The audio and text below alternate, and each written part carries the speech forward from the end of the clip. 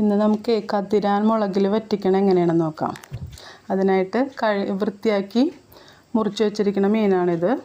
പിന്നെ കുറച്ച് ഇഞ്ചി, പച്ചമുളകും ചുവന്നുള്ളിയും കൂടി ചതച്ചത്, കുടംപുളി കഴുകി വെള്ളത്തിലിട്ട് വെച്ചിരിക്കുന്നത്, കറിവേപ്പില, 1 ടീസ്പൂൺ മഞ്ഞൾപ്പൊടി, 2 ടേബിൾ സ്പൂൺ മുളക് പൊടിയും എടുത്ത് വെച്ചിട്ടുണ്ട്.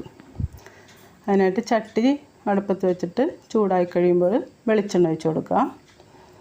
വെളിച്ചെണ്ണ ചൂടായി വരുമ്പോൾ നമ്മൾ ചതച്ച് വെച്ചിരിക്കുന്ന ചുവന്നുള്ളിയും ഇഞ്ചിയും പച്ചമുളകും കൂടി അതിലേക്ക് ഇട്ട് കൊടുക്കുക.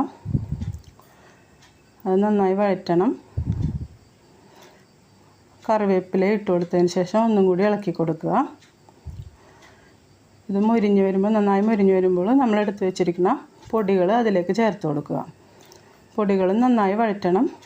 നന്നായി മുരിഞ്ഞ് വരുമ്പോൾ നമ്മൾ കഴുകി വെള്ളത്തിലിട്ട് വെച്ചിരിക്കുന്ന കുടംപുളി ആ വെള്ളത്തോടു കൂടി അതിലേക്ക് ഒഴിച്ചു കൊടുക്കാം കേട്ടോ. അപ്പോൾ പുളി നല്ലോണം ഇളകി വരും. അതൊന്നും കൂടി ഇളക്കിയതിന് ശേഷം ആവശ്യത്തിനുള്ള ഉപ്പിട്ട് കൊടുക്കുക. നമ്മൾ ഉപ്പിട്ടതിന് ശേഷം കുറച്ചുകൂടെ വെള്ളം ഒഴിക്കുക. മീൻ മുങ്ങാനുള്ള ആവശ്യത്തിനുള്ള വെള്ളം ഒഴിച്ചിട്ട് അടച്ചു വെച്ച് തിളപ്പിക്കണം. അരപ്പ് തിളച്ച് വരുമ്പോൾ നമ്മൾ മീൻ കഷ്ണങ്ങൾ ഓരോന്നായിട്ട് അതിലേക്ക് ഇട്ട് കൊടുക്കുക. ഇട്ട് കൊടുത്തതിന് ശേഷം അടച്ച് വെച്ചിട്ട് കുറച്ച് നേരം കൂടെ വേവിക്കണം കേട്ടോ.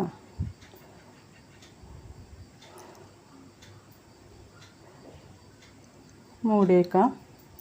അത് കഴിഞ്ഞ് കുറച്ച് കഴിഞ്ഞ് നോക്കുമ്പോൾ നമ്മൾ കറി റെഡി ആയിരിക്കണേന്ന് കേട്ടോ. കുറച്ച് കറിവേപ്പിലയും കൂടി ഇട്ടിട്ട് നമുക്ക് കറി അടുപ്പത്തു നിന്ന് മാറ്റാം. അപ്പോൾ നമ്മുടെ കറി റെഡി ആയിരിക്കണേന്ന് കേട്ടോ. അടുത്തൊരു വീഡിയോ ആയിട്ട് വീണ്ടും കാണാം.